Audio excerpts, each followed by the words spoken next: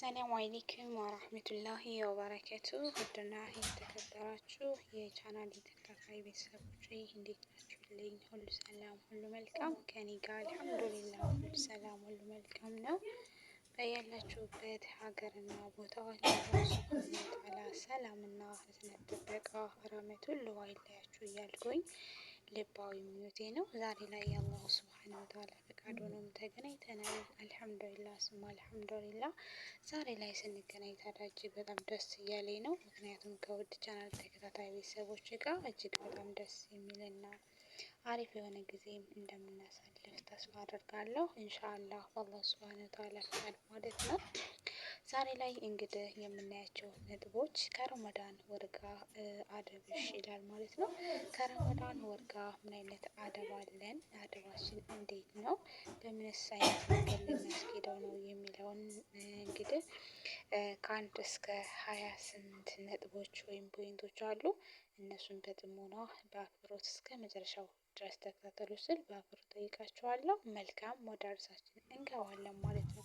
ከረመዳን ወር ጋር አደብሽ፣ አንደኛ ሲዋክ መጠቀምን አብዢ፣ ሁለተኛ ምግብና መጠጥን አታብዢ፣ ሶስተኛ ለይለቱል ቀድርን ተጠባበቂ፣ አራተኛ ቁርአን መቅራትና ሶደቃ አብዢ፣ አምስተኛ ፀሐይዋ ከገባች በኋላ ቶሎ አፍጥሪ፣ ስድስት አሽረል አዋኺር ላይ በኢባዳ ጠንክሪ፣ ሰባት ወሩ በመግባቱ ተደሰች እንጂ አትቆጪ፣ ስምንት ትክክለኛ ንያ በመነየት ለመጾም ተዘጋጂ፣ ዘጠኝ ካገኘሽ በተምር አፍጥሪ፣ ካላገኘሽ ደግሞ በውሃ፣ አስር የጎዳና ላይ ኢፍጣር የሚባለውን ነገር አራቂ፣ 11 የአላህን ውዴታ ለማግኘት ብቻ ብለሽ ጾሚ፣ 12 ስሁር በመብላት ላይ ተጠናከሪና በረካ ነውና፣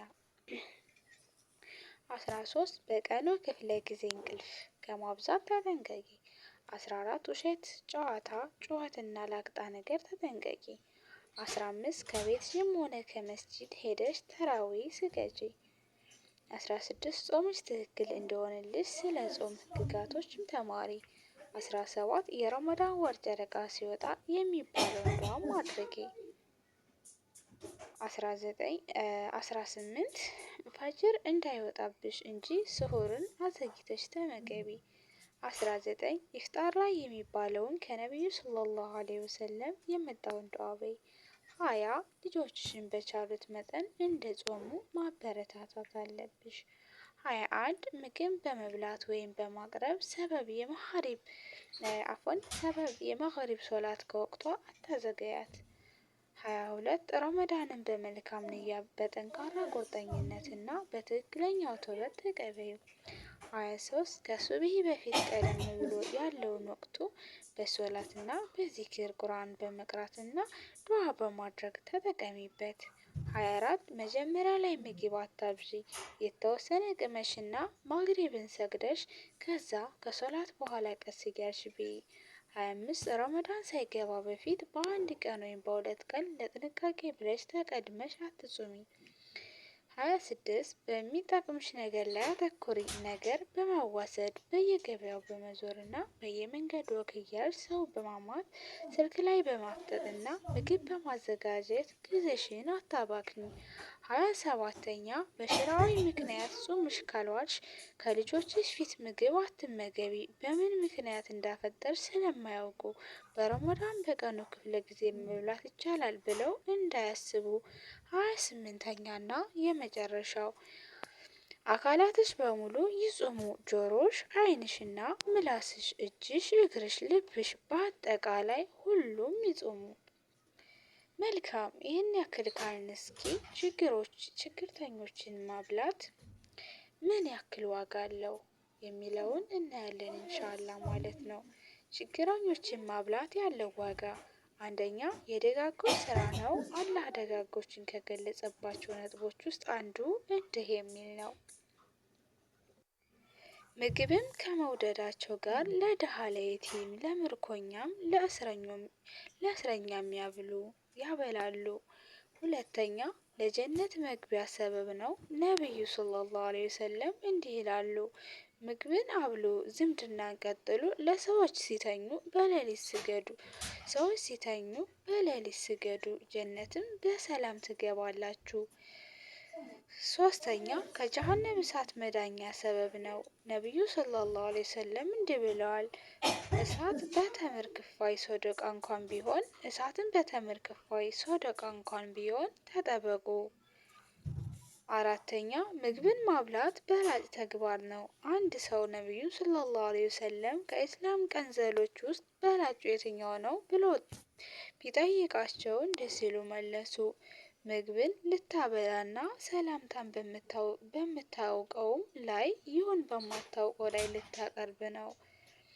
በሌላም ሐዲስ እንዲህ ብለዋል፣ ከአላህ ዘንድ ተወዳጅ ተግባር ማለት በሙስሊም ውስጥ የምታስገባው ደስታ ወይም ደግሞ ከሱ ላይ የምትገፋው ጭንቅ ወይም ደግሞ ከሱ የምታባረረው ረሃብ ወይም ደግሞ ለሱ ዳውን መክፈልህ ነው።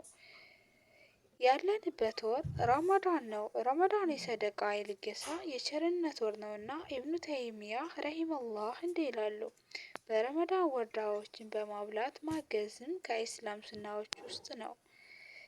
ስለዚህ ይህንን ለሁሉም ሰዎች እንዲደርሳቸው ሸር አድርጉት። ባረከላሁ ፊኩም። ምናልባት በእኛ ሰበብ በእናንተ ሰበብ ሀይር ላይ የሚሰራ ሀይረኛ የሚታገዝ ምስኪን ይኖር ይሆናልና ስለዚህ በዛ ነገር ላይ እንዲበረታቱ በዛ ነገር ላይ እንዲጠነክሩ ያደርጋል ማለት ነው። ረስተውት ከሆነ እንኳን እንዳስታውሱትና እንዲንቀሳቀሱ ያደርጋል። እኛ ባስታወስንበት መንገድ እና ባስታወስንበት ሰበብ ራሱ ስለዚህ የእኛ ምንዳ ምን እንደሆነ እናውቀዋለን ማለት ነው። እናም እህት ወንድሞቼ በቻላችሁት መጠን ችግርተኞችን ማብላት፣ ችግርተኞችን መርዳት፣ ችግርተኞችን ከችግርታቸው እንዲላቀቁ ማድረግ፣ ስለዚህ ለእኛ ይሄ ትልቅ ዋጋ ትልቅ አጅር እንዳለው እንዳንረሳ ማለት ነው። እና በዚህ በረመዳን ሁላችንም ብንሆን በኢባዳ ልናሳልፈው ይገባል ማለት ነው። ልክ ከላይ ከመጀመሪያው እንዳልኳችሁ እንቅልፍ አያታለን፣ ወሬ አያታለን እና ጠንከር ብለን በኢባዳ ይህንን ወራት ልናሳልፈው ይገባል ማለት ነው። እናም ወደ ቻናል ተከታታይ ቤተሰቦቼ እጅግ በጣም ደስ የሚል ቆይታ እንዳሳለፍን አልጠራጠርም፣ እንደምትወዱትም አልጠራጠርም። ስለዚህ በደንብ ተጠቀሙበት። በሌላ ቪዲዮ እና በሌላ ርዕስ እስከምንገናኝ ድረስ ወሰላሙ አለይኩም ወራህመቱላህ ወበረካቱ።